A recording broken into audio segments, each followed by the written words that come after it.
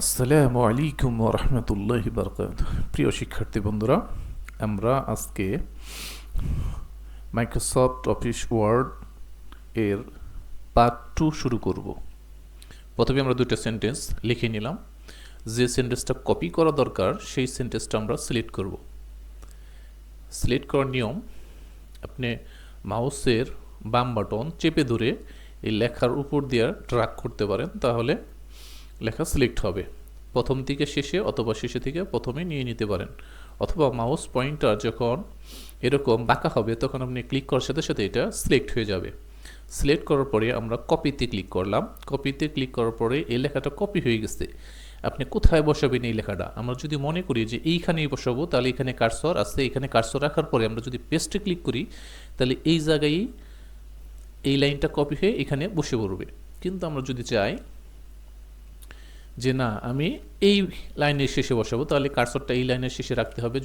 যদি মনে করি আমরা শুরুতে থেকে শুরু করব, তাহলে এই কার্সরটা শুরুতে আনার জন্য আমরা ইন্টার প্রেস করব। কিবোর্ড থেকে ইন্টার প্রেস করার সাথে সাথে আমাদের কার্সরটা লাইনের প্রথমে চলে আসছে। এখন এটা বসানোর জন্য আমরা পেস্টে ক্লিক করব। পেস্টে ক্লিক করার সাথে সাথে আমরা যে লাইনটা কপি করছিলাম সেটা এখানে বসে পড়বে। একই সিস্টেমে যদি আবার মনে করি যে এই মাঝখানের লেখাটা কপি করে আমি নিচে আনা দরকার, তাহলে মাঝখানের লাইনটা আমরা সিলেক্ট করব। সিলেক্ট করার জন্য আগের মতো একই সিস্টেমে সিলেক্ট করতে পারি।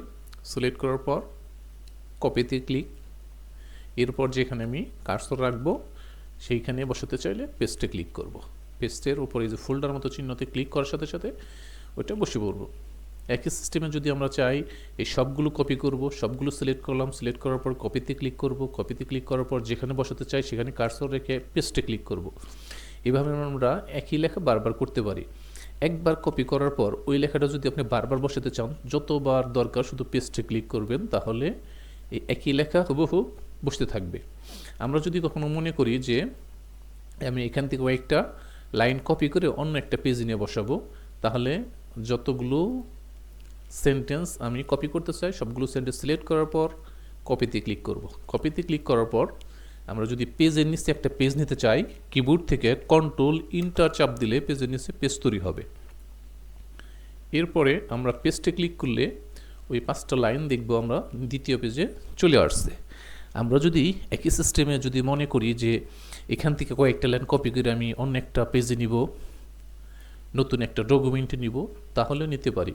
কপিতে ক্লিক করব, কপি হয়ে গেছে 4টা লাইন। আমরা নতুন পেজ নিব। নতুন পেজ নেওয়ার জন্য office button click, new click, create click, নতুন একটা ডকুমেন্ট দিয়ে দিচ্ছে। পেজে ক্লিক করলাম, এই ডকুমেন্টে এটা বসে পড়ল। তাহলে আমরা একই লেখা বারবার লিখতে চাইলে আমরা কষ্ট করে না লিখে কপি করতে পারি। তাহলে আমরা এখন কপি করতে পারবো ইনশাআল্লাহ। এরপরে যেটা আছে সেটা হলো কাট। কাট শব্দ তো কাটা, কোনো লেখাকে কাইটে এক জায়গা থেকে অন্য জায়গায় নিয়ে যাওয়া। যদি আমরা চাই এখানে 4টা লাইন আছে, আমি এখান থেকে 2টা লাইন কেটে অন্য একটা জায়গায় নিয়ে বসাবো, তাহলে আমি লেখাগুলো সিলেক্ট করব। সিলেক্ট করার পরে কাটে ক্লিক করব। কাটে ক্লিক করার সাথে সাথে এই 2টা লাইন কাট হয়ে গেছে। এখন আমি যদি চাই এই পেজের নিচে একটা পেজ নিয়ে বসাবো, তাহলেও বসাতে পারি, অথবা নতুন একটা ডকুমেন্ট নিয়ে সেই ডকুমেন্টেও বসাতে পারি একই সিস্টেমে। আমরা যদি কন্ট্রোল ধরে ইন্টার চাপ দেই, পেজের নিচে একটা পেজ তৈরি হবে। এবার আমরা পেজটে ক্লিক করলে ওই 2টা লাইন এখানে বসে পড়ব। আমরা যদি মনে করি এখান থেকে 2টা লাইনের একটা লাইন কেটে অন্য একটা পেজে নিয়ে অন্য একটা ডকুমেন্টে নিয়ে বসাবো, তাহলে সেন্টেন্স সিলেক্ট করার পরে কাটে ক্লিক করব। কাটে ক্লিক করার পরে এটা কাট হয়ে গেছে। নতুন একটা ডকুমেন্ট নেওয়ার জন্য office button click, new click, create click, নতুন একটা ডকুমেন্ট দিয়ে দিচ্ছে। এবার আমরা পেস্টে ক্লিক করলাম, এখানে ওই লাইনটা বসে পড়ল। তাহলে আমরা জানতে পারলাম যে কপির সাহায্যে একই লেখা বারবার লেখা যায়, আর কাটের সাহায্যে কোনো লেখাকে কেটে এক জায়গা থেকে অন্য জায়গায় নিয়ে বসানো যায়। কাট এবং কপির কাজ যতক্ষণ পর্যন্ত আমরা সিলেক্ট না করব সেন্টেন্সগুলো, ততক্ষণ পর্যন্ত এই কাট এবং কপি কোনো কাজ করবে না। যখনই আমাদের কাট এবং কপির কাজ করার প্রয়োজন হবে, তখন অবশ্যই আমাকে এই সেন্টেন্সগুলো লেখাগুলো সিলেক্ট করতে হবে। সিলেক্ট করার পর আমরা কাট এবং কপির কাজ করতে পারবো। আর কাট কপির কাজ আমরা যেখানে বসাতে চাই, কাট করার পরে অথবা কপি করার পরে এই কাট অথবা কপির কাজটা যেখানে বসাবো সেইখানে অবশ্যই আমাকে কার্সর রাখতে হবে। কার্সর রাখার পরে পেস্টে ক্লিক করলে ওখানে বসে পড়বে। এখন আমরা শিখব ফরম্যাট পেইন্টারের কাজ। ফরম্যাট পেইন্টারের কাজটা হলো যখন আমরা কোনো লেখাকে সাজাবো, একটা ডিজাইনে লেখাকে সাজানোর পর যদি আমাদের কখনো আমরা উপরে সুন্দর করে একটা সেন্টেন্স সাজানোর পরে যদি মনে হয় যে এই স্টাইলেই এই ডিজাইনেই নিচের সেন্টেন্সটা আমি সাজাতে চাই, তাহলে এই সেন্টেন্সটা সিলেক্ট করতে হবে। সিলেক্ট করার পরে যদি আমরা এটা সম্পূর্ণ সিলেক্ট করলেও হবে, কিছু অংশ সিলেক্ট করলেও হবে। সিলেক্ট করার পর আমরা ফরম্যাট পেইন্টারে ক্লিক করব। তাহলে এই ফরম্যাটটা পেইন্ট হয়ে গেছে। মানে এখন যদি আমরা যে সেন্টেন্সে প্রয়োগ করতে চাই সেই সেন্টেন্সটা শুধু সিলেক্ট করব। সিলেক্ট করলে দেখা যাবে যে ওই ডিজাইনটা হুবহু এই লেখার উপরে প্রয়োগ হয়ে যাবে। তাহলে বন্ধুরা আমরা জানতে পারলাম যে একটা ডিজাইন কীভাবে অন্য আরেকটা সেন্টেন্সের প্রয়োগ করা যায়। প্রথমে যে ডিজাইনটা আমাদের প্রয়োগ করা প্রয়োজন সেই ডিজাইনের কিছু অংশ সিলেক্ট করব। সিলেক্ট করার পরে ফরম্যাট পেইন্টারে ক্লিক করব। এরপরে যে ডিজাইনে এই লেখাটা প্রয়োগ করতে চাই, যে সেন্টেন্সের উপরে এই ডিজাইনটা প্রয়োগ করতে চাই সেই সেন্টেন্সটা সিলেক্ট করব। সিলেক্ট করার সাথে সাথে হুবহু এটার কালার, এটার সাইজ, এটার স্টাইল নিয়ে নিবে। প্রথমে কিছু লিখবো, লেখাগুলো সিলেক্ট করব। সিলেক্ট করার পরে ফন্টে ক্লিক করব। এখানে ফন্টের ছোট্ট অ্যারোতে ক্লিক করার পরে এখানে আমরা বিভিন্ন স্টাইলের ফন্ট দেখতে পাবো। এখান থেকে যে ফন্টে আমরা ক্লিক করব ওই ফন্টের অনুযায়ী ওই ফন্টের ডিজাইনটা আমাদের এই লেখাগুলোই প্রয়োগ হয়ে যাবে। তাহলে আমরা এখান থেকে, এখানে অসংখ্য ফন্ট আছে, এখান থেকে আমাদের যে ধরনের ডিজাইন, যে ধরনের স্টাইল, যে ধরনের ফন্ট আমাদের পছন্দ হবে সেই ধরনের ফন্ট আমরা কী করতে পারি, নিয়ে নিতে পারি। আমরা এখানে নিয়ে নিতে পারি। আমরা একটা ফন্ট সিলেক্ট করলাম। ফন্ট সিলেক্ট করার পরে এই ফন্টটার সাইজটা কতটুক থাকবে, পাশেই লেখা আছে ফন্ট সাইজ। ফন্ট সাইজে ক্লিক করলে এখানে আমরা সাইজ দেখতে পাবো। আমরা যে ফন্টের সাইজটা এখন সিলেক্ট করা আছে এটা হলো 11, মানে আমরা 11 এই ফন্টটা আছে। যদি আমরা চাই এই ফন্টের সাইজটা একটু বাড়াবো বা কমাবো, সাইজটা বাড়াতে চাইলে সাইজ যত বাড়াবো, যত সংখ্যা বড়োর দিকে যাব, সাইজটা তত বড় হতে থাকবে। আর সাইজ সংখ্যাটা কমাই দিলে সাইজগুলো ছোটো হতে থাকবে। তাহলে আমাদের ইচ্ছা মতো এখান থেকে কী করতে পারি, ফন্টের সাইজ ছোটো বড় করে নিতে পারি। বিতে বোল্ড। বোল্ড শব্দের অর্থ গাঢ়, মোটা। যে আমরা যদি লেখার যে সাইজটা আছে সাইজটা যদি কালি বেশি ব্যবহার করতে চাই, মোটা করতে চাই, তাহলে আমাকে বোল্ডে ক্লিক করতে হবে বা বিতে ক্লিক করতে হবে। তাহলে একটা ক্লিক করলেই মোটা হবে, আর একটা ক্লিক করলেই আগের অবস্থায় ফিরে আসবে। আইতে ইটালি। ইটালি শব্দ তো বাঁকা। যদি এখান থেকে বিভিন্ন ধরনের কি সিলেক্ট করতে পারি, ফন্ট সিলেক্ট করতে পারি। এখান থেকে বিভিন্ন ধরনের আমরা চাইলে ফন্ট সিলেক্ট করতে পারি। এখান থেকে বিভিন্ন ধরনের ফন্টের সাইজ সিলেক্ট করতে পারি। বিতে বোল্ড, মোটা করতে পারি লেখাগুলো। আইতে ইটালি। ইটালি শব্দ তো বাঁকা, লেখাগুলো কী করতে পারি, বাঁকা করতে পারি। আর ইউতে আন্ডারলাইন, লেখাগুলো আন্ডারলাইন করতে পারি। এরপরে যেটা আছে এটা হলো সাবস্ক্রিপ্ট। সাবস্ক্রিপ্টের কাজটা হলো যে আমরা যে কোনো লেখাকে ছোটো করে নিচে বসিয়ে দিতে পারি। যেরকম এই টুটা যদি আমরা নিচে বসাতে চাই, টুটা সিলেক্ট করার পরে সাবস্ক্রিপ্টে ক্লিক করার সাথে সাথে এটা নিচে বসে যাবে। আর এটা যদি উপরে বসাতে চান তাহলে এখানে সুপারস্ক্রিপ্টে ক্লিক করলে এটা উপরে বসে যাবে। তার মানে যখন আমরা বিভিন্ন সূত্র লিখব, সূত্রের ক্ষেত্রে অনেক সময় এগুলো দরকার হবে। আমরা এ স্কোয়ার প্লাস বি স্কোয়ার, এরকম স্কোয়ার যেগুলো আমরা দিব সেগুলোর উপরে স্কোয়ার চিহ্ন বসাতে পারি, অথবা নিচে আমাদের অনেক সময় পাওয়ার টাওয়ার বসানোর দরকার থাকে, তখন আমরা এটা সাহায্যে বসিয়ে নিতে পারবো। তাহলে বন্ধুরা আমরা বুঝতে পারলাম যে যদি আমরা কোনো লেখাকে সিলেক্ট করি, সিলেক্ট করার পরে যদি সাবস্ক্রিপ্টে ক্লিক করি এটা ছোটো হয়ে নিচে বসবে। আর যদি আমরা এটাকে সুপারস্ক্রাইবে ক্লিক করি, সুপারস্ক্রাইবে ক্লিক করার সাথে সাথে এটা স্কোয়ার হিসেবে উপরে বসবে। আমরা লেখাগুলো সব ছোটো হাতে লিখে ফেলছি। এখন যদি আমরা এই ছোটো হাতের লেখাগুলো সব বড় হাতের করতে চাই, লেখাগুলো সম্পূর্ণ সিলেক্ট করতে হবে। সিলেক্ট করার পরে আমরা এখানে চেঞ্জ কেসে ক্লিক করব। চেঞ্জ কেসে ছোট্ট একটা অ্যারোতে ক্লিক করার সাথে সাথে এখানে আমাকে লেখা আছে এখানে সেন্টেন্স কেস এবং এখানে লেখা আছে আপার কেস। আমরা সাধারণত সব বড় হাতের করতে চাইলে আপার কেস সিলেক্ট করবো। আপার কেস সিলেক্ট করার সাথে সাথে আমি যত লেখাগুলো সিলেক্ট করছি সব লেখাগুলো কী হয়ে গেছে, আপার বড় হাতের হয়ে গেছে। আর এখান থেকে যদি আমরা সেন্টেন্স কেস ক্লিক করি, লেখাগুলো আগের অবস্থায় ফিরে আসবে, মানে সেন্টেন্সের প্রথম অক্ষর বড় থাকবে আর সব ছোটো হাতের থাকবে। আমরা এখান থেকে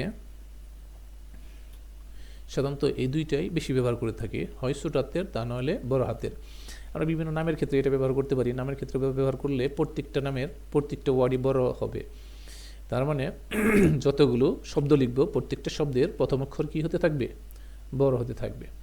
তাহলে যেহেতু এটা আমাদের ওই রকম প্রয়োজন হয় না, আমরা এখানে সবসময় ব্যবহার করব সেন্টেন্স এবং আপার কেস। যদি ছোটো হাতের দরকার থাকে তাহলে সেন্টেন্স কেস ক্লিক করব, আর যদি সব বড় হাতের দরকার থাকলে তাহলে আপার কেস সিলেক্ট করতে হবে। এরপর যদি আমরা এই লেখাগুলোকে সুন্দর দিকে একটি কালার দিতে চাই, লেখাগুলো আমরা কালার ব্যবহার করব, তাহলে এখান থেকে কালার ব্যবহার করতে পারি। লেখাগুলোকে কালার দেওয়ার জন্য এখান থেকে যে এ লেখা আছে বড় করে, এর পাশেই ড্রপডাউনতে ক্লিক করলে আমাকে লেখার কালারগুলো চেঞ্জ করার জন্য বিভিন্ন কালার দেখাবে। এখান থেকে আমরা কি করতে পারবো, বিভিন্ন ধরনের কালার ব্যবহার করতে পারবো। আমরা একটা কালার দিয়ে দিলাম। তাহলে যদি আমরা লেখাকে কালার দেই, যদি আমরা কখনো মনে করি যে এই লেখার পিছনেও আমাদের কী দেওয়া দরকার, কালার দেওয়া দরকার, তাহলে আমরা লেখার পিছনের কালারটা পাশে থেকে যে এ বি লেখা আছে ছোটো হাতের, এখান থেকে আমরা কি করতে পারবো, লেখার পিছনের কালারটা নিয়ে নিতে পারবো। এটা শুধু লেখার পিছনের কালার, মানে প্রত্যেকটা লাইনের পিছনে কালার হবে। এই কাজগুলো করতে চাইলে সবসময় সিলেক্ট করতে হবে। মাইক্রোসফট ওয়ার্ডে যত ধরনের সাজানোর কাজ আছে, সাজানোর কাজ করতে গেলে কী করতে হবে, সব লেখাগুলো সিলেক্ট করতে হবে। সিলেক্ট না করলে এই কাজগুলো করবে না। আপনি মোটা করতে চান, চিকন করতে চান, বিভিন্ন সাইজ নিতে চান, এগুলো সব কাজগুলোই আপনাকে সিলেক্ট করে করে করতে হবে, মনে রাখতে হবে। তাহলে আমরা যদি এখান থেকে কালারটা বাদ দিতে চাই, এখানে নো কালারে ক্লিক করলাম, কালারটা বাদ হয়ে গেল। আমরা যদি মনে করি যে না এইগুলোর কালারও বাদ দিয়ে দিব, তাহলে এখান থেকে আমরা ব্ল্যাকে ক্লিক করতে পারি অথবা অটোমেটিক দিয়ে দিতে পারি, আগের অবস্থায় ফিরে আসবে। ওকে, তাহলে আমরা এখান থেকে কি দিতে পারলাম, কালার দিতে পারলাম। এরপরে দেখেন যে লেখার এই পাশটা সুন্দর, বাম পাশটা সুন্দর সমান আছে, কিন্তু ডান পাশটা সমান নাই। যদি আমরা চাই যে লেখার ডান পাশটাও আমার সমান দরকার, বাম পাশটাও সমান দরকার, তাহলে এখান থেকে আমাকে জাস্টিফাই সিলেক্ট করতে হবে। তাহলে লেখার দু পাশ কী হবে, সমান হবে।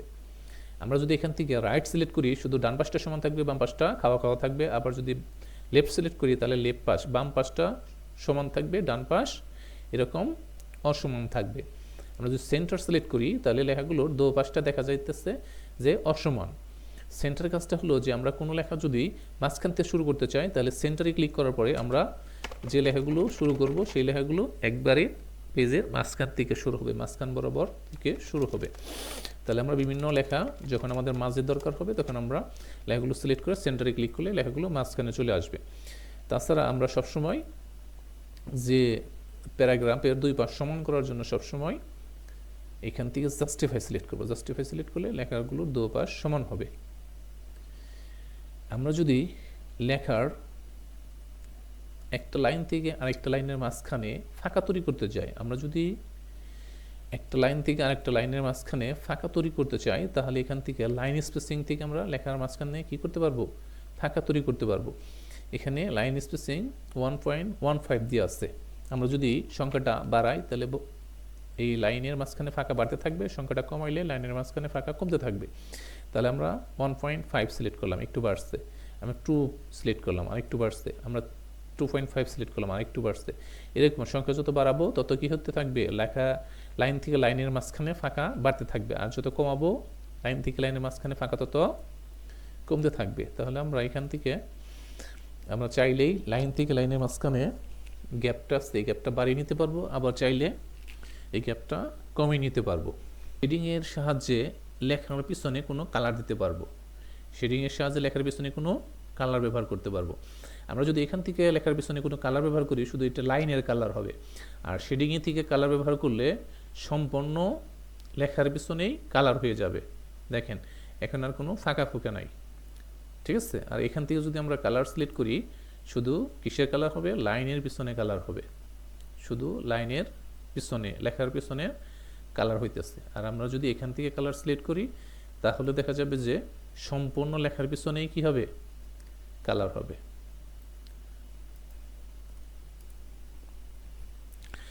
কখনো যদি এগুলো বাদ দিতে চান একই সিস্টেমে যেভাবে আপনি করবেন সেভাবে বাদও দিতে পারবেন। নো কালারে ক্লিক করলে এটা বাদ হয়ে গেল। কোনো ছোটো ছোটো সেন্টেন্সের সামনে আমরা যদি বিভিন্ন চিহ্ন অথবা নাম্বার ব্যবহার করতে চাই তাহলে এই ছোটো ছোটো সেন্টেন্সগুলো আমাকে কী করতে হবে, প্রথমে সিলেক্ট করতে হবে। সিলেক্ট করার পরে আমরা এখানে বুলেটে ক্লিক করব। বুলেটসে ক্লিক করার সাথে সাথে এখানে দেখবেন যে কিছু ধরনের বুলেট এখানে শো করবে। যে ধরনের বুলেট আপনি ক্লিক করবেন ওই ধরনের বুলেটগুলো এখানে কি হবে, বসে পড়বে। আমরা যদি কখনো চাই যে এই বুলেটগুলো আমার ভিন্ন বুলেট দরকার, এখানে যতগুলো বুলেট আছে আমার একটাও পছন্দ হয় না, আমি এটার ভিতরে যতগুলো বুলেট আছে এই বুলেটগুলো যদি আমাদের কখনো পছন্দ না হয় যে এই বুলেটগুলো আমি ব্যবহার করব না, আমি নতুন স্টাইল দেখে কিছু বুলেট ব্যবহার করব, তাহলে এই বুলেট ছাড়া অন্য কোনো বুলেট আনতে চাইলে আমরা এখানে লেখা আছে defined new bullet. Define new বুলেটে ক্লিক করার সাথে সাথে আমাকে এরকম একটি বক্স দেখাবে। এখান থেকে আমরা সিম্বলে ক্লিক করব। সিম্বলে ক্লিক করার সাথে সাথে এখানে দেখবেন আপনার বিভিন্ন ধরনের বুলেট দেখাইতেছে। আপনি অ্যারোর সাহায্যে কী করতে পারেন, উপরে নিচে যা দেখতে পারেন। যদি মনে হয় এখানেও যে কয়টা বুলেট আসছে আমার পছন্দ হয় নাই, তাহলে আপনি ফন্টের ভিতরে থেকে আরও অসংখ্য বুলেট আছে এইগুলোর ভিতরে, এক একটার ভিতরে ক্লিক করবেন, শত শত বুলেট আছে। আপনি যে কোনোটার ভিতরে ঢুকে ঢুকে আপনি দেখে দেখে বুলেটগুলো বের করতে পারবেন। যেহেতু আমরা এখান থেকে একটা বুলেট দিব, যে বুলেটটা আমাদের পছন্দ হয় সেই বুলেটটা আমরা সিলেক্ট করব।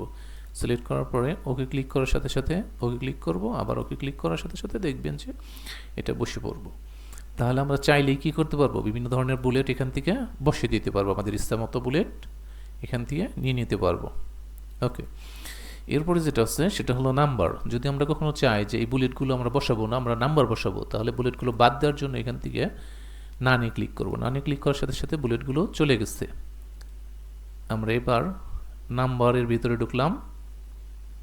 নাম্বারিংয়ের ভিতরে ঢোকার সাথে সাথে এখানে দেখেন নাম্বার দিয়ে আছে, এটা 1, এটাও 1 2, কিন্তু এটা প্যাকেটওয়ালা, এটা প্যাকেট সারা। এখানে রোমান সংখ্যা আছে, ABCD দ্বারা আছে, আপনি বিভিন্ন স্টাইলে নাম্বার করতে পারেন। যেহেতু আমরা এখান থেকে 1 2 3 সিলেক্ট করব, তার জন্য 1 2 3 প্যাকেটওয়ালা অথবা প্যাকেট ছাড়া যে কোনো একটা সিলেক্ট করতে পারি। আমরা যেটা পছন্দ হবে সেটাই ক্লিক করব। যদি কখনো মনে হয় যেটা আমি বাদ দিয়ে দিব, তাহলে এখান থেকে আবার কি করে দিতে পারবো, এগুলো বাদও দিয়ে দিতে পারবো। এরপরের অপশনটা হলো বর্ডার। বর্ডারের কাজটা হলো যখন আমরা টেবিল তৈরি করে কোনো কাজ করব, এই টেবিলের কোনো অংশ আমরা চাইলে বাদ দিতে পারবো, এই দাগগুলো বাদ দিয়ে দিতে পারবো, আবার চাইলে এই দাগগুলো দিয়ে দিতে পারবো। এর জন্য আমাকে টেবিলটা সিলেক্ট করতে হবে। এই যে টেবিলের যে কোনায় যে চিহ্নটা আছে চতুর্ভুজ চিহ্ন, এটা ক্লিক করলে টেবিলটা সম্পূর্ণ সিলেক্ট হয়ে যাবে। এখান থেকে যদি আমরা বর্ডার নাম সিলেক্ট করি, নো বর্ডার, তাহলে দেখা যাবে যে এই বর্ডারগুলো কী হয়ে যাবে, বাদ হয়ে যাবে। আবার যদি কখনো দেওয়ার প্রয়োজন হয় এখান থেকে আবার বর্ডারটা কী করে দিতে পারবো, দিয়েও নিতে পারবো। অল বর্ডারে ক্লিক করার সাথে সাথে এই বর্ডারগুলো আবার চলে আসবো। এছাড়াও বিভিন্ন স্টাইলের বর্ডার আছে, আপনি দেখে নিতে পারেন এই বর্ডারগুলো। যেটাই ক্লিক করবেন সেই ধরনের বর্ডার হবে। এটাই ক্লিক করলে শুধু চতুর্পাশে বর্ডার হবে, এটাই ক্লিক করলে শুধু উপরের পাশে বর্ডার হবে, এটা ক্লিক করলে শুধু বাম পাশের। এখানে ক্লিক করে করে আপনি দেখে নিতে পারেন। এগুলো যদি আপনার প্রয়োজন হয় তাহলে এগুলো ব্যবহার করতে পারেন। যেহেতু এগুলো আমাদের ওই রকম প্রয়োজন হয় না, এই ধরনের স্টাইল যদি আপনার কখনো প্রয়োজন হয় তাহলে আপনি নিতে পারবেন। তাহলে আমরা কোনো টেবিলের কোনো অংশের বর্ডার বাদ দিতে চাইলে এখান থেকে বাদও দিতে পারবো, আবার যদি বর্ডার দেওয়ার প্রয়োজন হয় এখান থেকে দিয়েও নিতে পারবো। এখন আমরা দেখব যে এত সময় বইরে যে সাজানোর কাজগুলো, এটা আমরা কীভাবে শর্টকাট করে নিতে পারি। আমরা এখানে কিছু রেডিমেড কিছু ডিজাইন দেওয়া আছে, আমরা চাইলেই কী করতে পারবো, এই রেডিমেড ডিজাইন অনুযায়ী আমাদের লেখাগুলো সাজাতে পারবো। প্রথমে লেখাগুলো সিলেক্ট করব, সিলেক্ট করার পরে এখানে বিভিন্ন ডিজাইনের উপরে মাউস পয়েন্টার রাখলে আমরা দেখতে পাবো যে লেখা ডিজাইন চেঞ্জ হতেছে। এখানে ছোট্ট একটা অ্যারো আছে, অ্যারোতে ক্লিক করার সাথে সাথে এখানে ছোট্ট অ্যারোতে ক্লিক করার সাথে সাথে সবগুলো ডিজাইন আমাকে একত্র শো করব। একত্র শো করার পরে আমরা এখান থেকে যে ডিজাইনটা পছন্দ হয় সেই ধরনের ডিজাইন কী করে নিতে পারবো, সিলেক্ট করে নিতে পারবো। এখানে আমাদের সময় বাঁচানোর জন্য আমরা বিভিন্ন সময় এরকম তাড়াহুড়োর কাজে আমরা এখান থেকে এরকম শর্টকাট সাজিয়ে নিতে পারি। এরপর এখানে যে গুরুত্বপূর্ণ কাজটা আছে সেটা হলো ফাইন্ডের কাজ। ফাইন্ড শব্দ তো খোঁজা, কোনো ওয়ার্ড নাউন সংখ্যাকে খুঁজে বের করা। আমরা অনেক সময় দেখা যায় যে অনেক লেখার ভিতরে ছোট একটা নাম অথবা একটা সংখ্যা অথবা একটা লেটার আমাদের খোঁজা প্রয়োজন, যেটা আমরা খুঁজে পাচ্ছি না। এটা যদি আমরা কম্পিউটার সাহায্যে খুব দ্রুত খুঁজে বের করতে চাই তাহলে এখান থেকে খুঁজে বের করতে পারবো। আমরা বোঝার সুবিধার জন্য আমরা একটা লেখা লিখে দিলাম। বোঝার সুবিধার জন্য আমরা একটা ক্যাট লিখে দিলাম এই ডকুমেন্টের ভিতরে। ক্যাট লেখার পরে যদি আমরা চাই যে এই ক্যাটটা আমরা এখন কি করতে পারতেছি না, খুঁজে বের করতে পারতেছি না, বা অনেক লেখা আছে এই ক্যাটটা আমাদের চোখে ধরা পড়তেছে না, আমরা ফাইন্ডে ক্লিক করব। ফাইন্ডে ক্লিক করার সাথে সাথে এখানে বলতেছে ফাইন্ড হোয়াট, কি খুঁজো, ফাইন্ড হোয়াট, কি খুঁজো। আমরা যে ওয়ার্ডটা খুঁজতে চাই সেই ওয়ার্ডটা লিখে ফাইন্ড নেক্সটে ক্লিক করার সাথে সাথে ওটা যেখানেই থাক সাথে সাথে আমাকে দেখিয়ে দিবে। তখন আমরা কি করব, এই বক্সটা তাড়িয়ে দেবো। তাড়িয়ে দেওয়ার জন্য আমরা ক্যান্সেল ক্লিক করব। এরকম আমরা সহজেই কোনো ওয়ার্ড, নাউন, সংখ্যা খুঁজে বের করতে পারি ফাইন্ডের সাহায্যে। তাহলে যে কোনো ওয়ার্ড আমরা যেটা খুঁজে বের করা দরকার সেটা আমরা কীভাবে খুঁজে বের করব, প্রথমে ফাইন্ডে ক্লিক করতে হবে। ফাইন্ড হোয়াট, কি খুঁজো, এই ঘরে আমরা যে ওয়ার্ড, নাউন, সংখ্যা খুঁজতে চাই সেটা আমি এখানে লিখে ফাইন্ড নেক্সটে ক্লিক করব। সাথে সাথে আমাকে এটা দেখিয়ে দিবে। আমরা এটা কী করব, ক্যান্সেল করে বক্সটা বাদ দিয়ে দিব। এরপরে যে গুরুত্বপূর্ণ কাজটা আছে সেটার নাম হলো রিপ্লেস। রিপ্লেস শব্দ অর্থ প্রতিস্থাপন, একটির পরিবর্তে আরেকটি বসানো। যে কোনো ওয়ার্ড, নাউন, সংখ্যা এর পরিবর্তে যে কোনো ওয়ার্ড, নাউন, সংখ্যা আমরা পরিবর্তন করতে পারবো, প্রতিস্থাপন করতে পারবো। প্রথমে রিপ্লেসে ক্লিক করতে হবে। যে ওয়ার্ডগুলো আপনার, যে ওয়ার্ড অথবা নামটা আপনি বাদ দিতে চান প্রথমে সেটা লিখতে হবে। যে আমি ডগগুলো সব বাদ দিয়ে দিব। ডগগুলোর স্থলে আমি বসাতে চাই cat, CAT, cat. Replace all click করব। এখানে কতগুলো 141টা রিপ্লেস হয়ে গেছে আমাদের কম্পিউটার জানিয়ে দিল। তো এরকম আমরা চাইলেই কোনো ওয়ার্ড, নাউন, সংখ্যার পরিবর্তে কোনো ওয়ার্ড, নাউন বসিয়ে দিতে পারি। যেটা আমরা হাতে তৈরি করতে চাইলে, হাতে এডিট করতে চাইলে অনেক সময় লাগবে, সেটা আমরা কম্পিউটার সাহায্যে বসিয়ে দিতে পারি। আবার যদি আমরা মনে করি এখানে সবগুলো ক্যাট কেটে ডগ লিখব, তাহলে আমরা রিপ্লেসে আবার ক্লিক করব।